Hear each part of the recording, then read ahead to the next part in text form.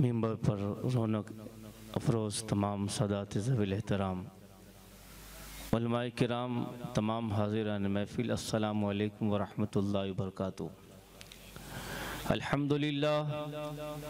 الحمدللہ رب العالمین والعاقبۃ للمتقین والصلاة والسلام علی سید الانبیاء والمرسلین وعلی آلہ وصحابہ الطیبین الطاہرین، اما بعد فاعوذ باللہ من الشیطان الرجیم، بسم اللہ الرحمن الرحیم۔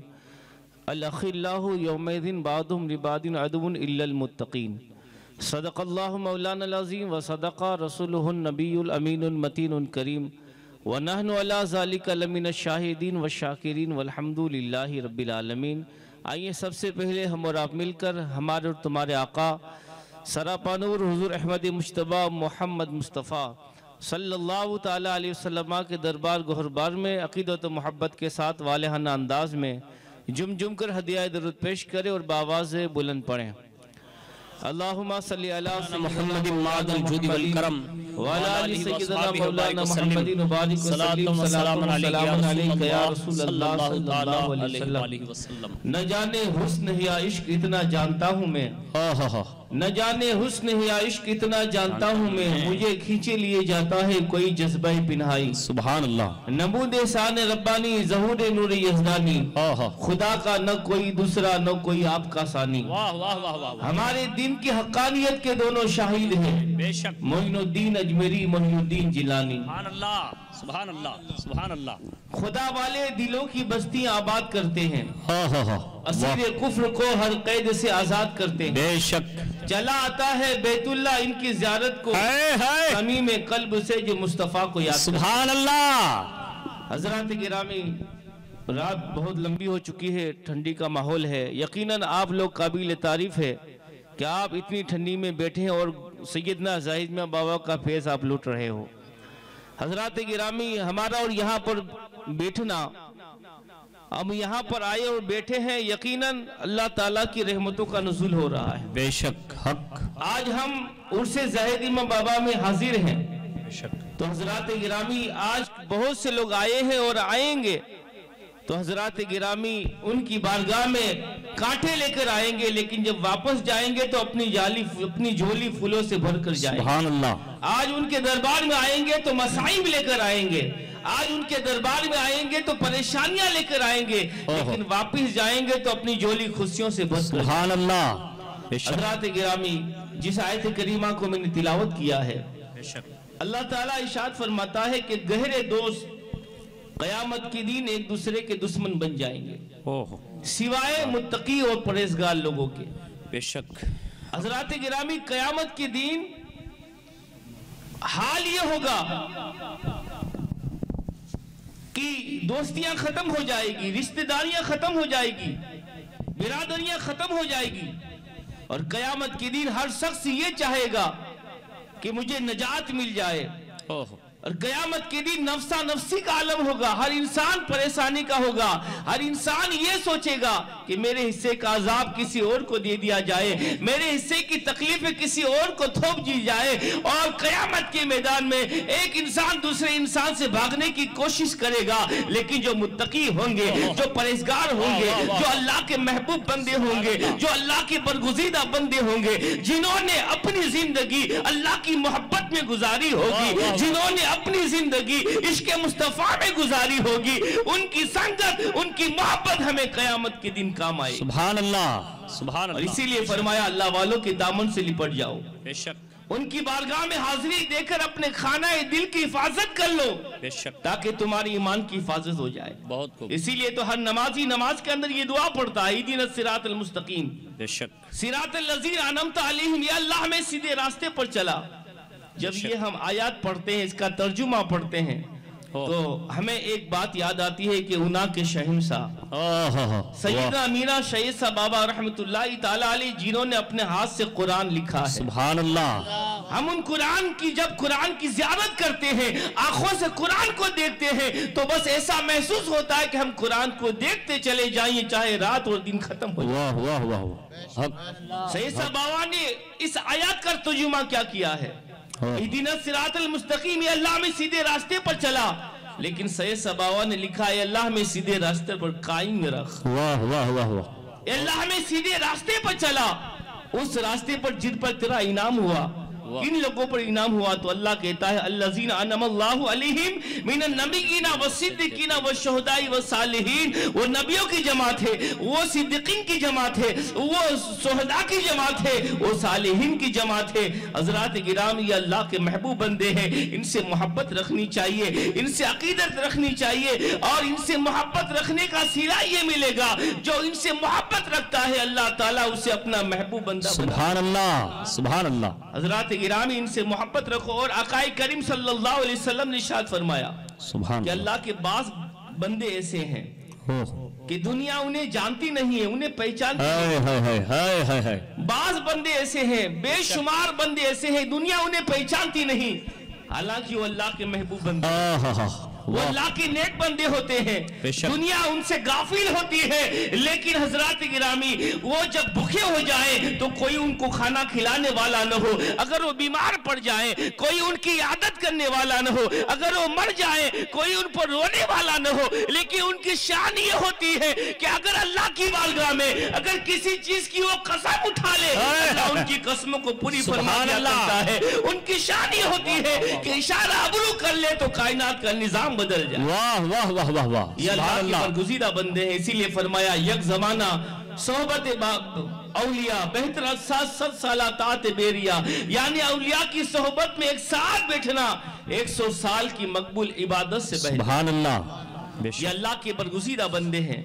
اور حضرات گرامی، مشکات شریف کی حدیث ہے، حضرت انس رضی اللہ تعالیٰ عنہ سے روایت ہے کہ آقا کریم صلی اللہ علیہ وسلم نے ارشاد فرمایا کہ قیامت کے میدان میں، قیامت کے دن حساب و کتاب کے بعد اللہ تعالیٰ مخلوق کے حق میں آخری فیصلہ فرمائے گا، اور ان کو جنت اور دوزخ کا ٹھکانے کے پتہ لگ جائے گا، اور جنتی اور دوزخیوں کی پشتوں پر مہر لگا دی جائے گی۔ اللہ۔ حضرات گرامی، پھر اللہ تعالیٰ فرشتوں کو حکم دے گا جو جنتی ہے ان کو پہلے جنت میں لے جاؤ۔ جنتی لوگ جنت کی طرف جا رہے ہوں گے، دوزخی لوگ شرمندگی میں گوتا لگا کر ان کو دیکھ رہے ہوں گے۔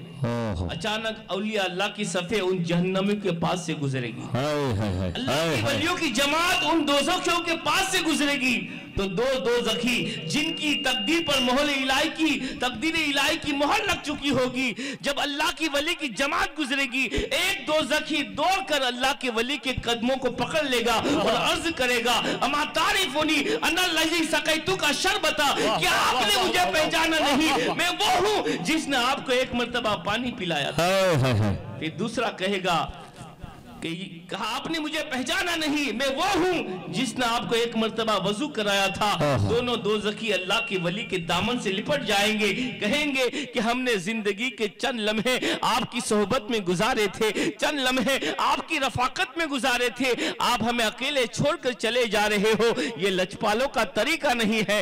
اتنا سننا تھا، اللہ کا ولی اپنے ہاتھوں کو رب کی بارگاہ میں اٹھائے گا اور عرض کرے گا اے مولا ان کو بخش دے، ان کو معافی نامہ دے دے، ان کو جہنم سے نکال کر جنتی بنا دے۔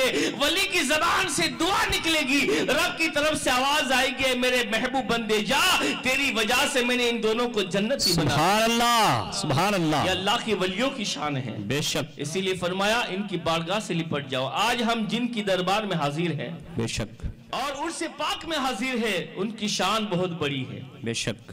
حضرات گرامی، ان کے در کی خاک کا یہ عالم ہے، اگر ان کے در کی مٹی کوئی لے جائے، لا علاج بیماری ہو، اگر عقیدت کے ساتھ جو ہے ان کے در سے اگر کوئی جو ہے مٹی لگا لے تو اللہ تعالیٰ اس کو شفا کامل عطا فرما دیتا ہے۔ اور حضرات یہاں پر عقیدہ ہونا چاہیے۔ میں آپ کو ایک جو ہے ایسی بات بتا رہا ہوں، آج سے 15 سال پہلے کی بات ہے جی۔ ایک انسان کا عقیدہ ہوتا ہے، اور یقیناً جو ہمارے مریدین ہیں انہیں یقیناً زاہد میں بابا سے بے پناہ محبت ہے، بے پناہ عقیدت ہے۔ 15 سال پہلے کی بات ہے، عصر کی نماز کے بعد میں نگینہ مسجد سے نکلا، ایک دیہات سے مجھے فون آیا کہ باپو میری جو بھینس ہے وہ دودھ نہیں دے رہی ہے، آپ دادا میں جاؤ اور دعا کرو تاکہ وہ بھینس جو ہے دودھ دینے لگ جائے۔ میں نے کہا ٹھیک ہے، میں مغرب کی نماز کے بعد جاؤں گا اور جا کر دعا کروں گا، یقیناً جو ہے تمہارا کام ہو جائے گا۔ بے شک۔ لیکن حضرات گرامی میں جو ہے آپ کے دربار میں آیا نہیں، کسی کام کی وجہ سے میں جو ہے بس دل ہی دل میں تھا کہ میں جاؤں گا دعا کروں گا، لیکن میں آپ کی چوکھٹ تک نہیں پہنچا، کسی کام کی وجہ سے چلا گیا۔ مغرب کی نماز ہو گئی، اچانک مغرب کی نماز کے بعد اس مرید کا فون آیا، کہا حضور کرم ہو گیا، آپ درگاہ میں گئے ہوں گے، آپ نے دعا کی ہوگی، میری بھینس نے بہت زیادہ آج دودھ مجھے عطا فرما دیا۔ سبحان اللہ۔ یہ عقیدے کی بات ہے، یقیناً آپ کا عقیدہ مضبوط ہو اور آپ کہیں دور دراز میں ہو اور جہاں سے جو ہے زاہد میاں بابا کے دربار میں آپ سوال کرو، میرے زاہد میاں بابا آپ کی تکلیفوں کو اور سوالوں کو پورا کرتے نظر آئیں گے۔ یہ عام اولیاء کی شان ہے۔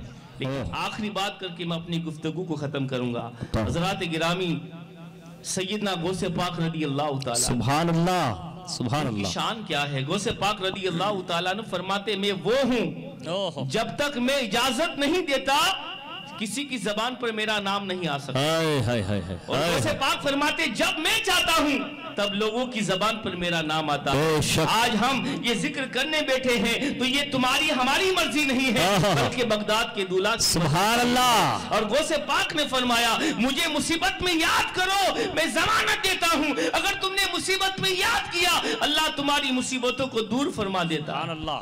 آؤ میں آپ کو بتاؤں سیرت غوث اعظم صفحہ نمبر 11 پر یہ روایت موجود ہے۔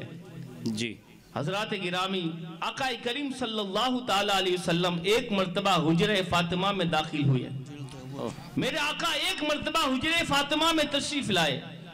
حضرات گرامی، جب ہم حجرہ فاطمہ کا تصور کرتے ہیں تو حیرت ہوتی ہے کہ عرش جس کا متمنی ہے، عرش جس کا متلاسی ہے، وہ آقا کریم صلی اللہ علیہ وسلم شب معراج میں ایک مرتبہ رب کی بارگاہ میں ملاقات کے لیے جاتے ہیں، عرش پر جاتے ہیں۔ لیکن حجرہ فاطمہ کی شان یہ ہے کہ دن میں کئی مرتبہ میرے آقا حجرہ فاطمہ میں تشریف لائے۔ سبحان اللہ، سبحان اللہ۔ حجرہ فاطمہ کی شان ہے۔ بے شک۔ میرے آقا حجرہ فاطمہ میں تشریف لائے، دیکھا مولا علی بیٹھے ہیں، سیدہ فاطمہ بیٹھی ہے، سبحان اللہ۔ حسن مجتبی بھی بیٹھے ہیں اور امام حسین پاک بھی بیٹھے ہیں۔ سبحان اللہ۔ آقا کریم صلی اللہ علیہ وسلم بھی اس جو ہے حجرہ فاطمہ میں آپ بھی بیٹھ گئے۔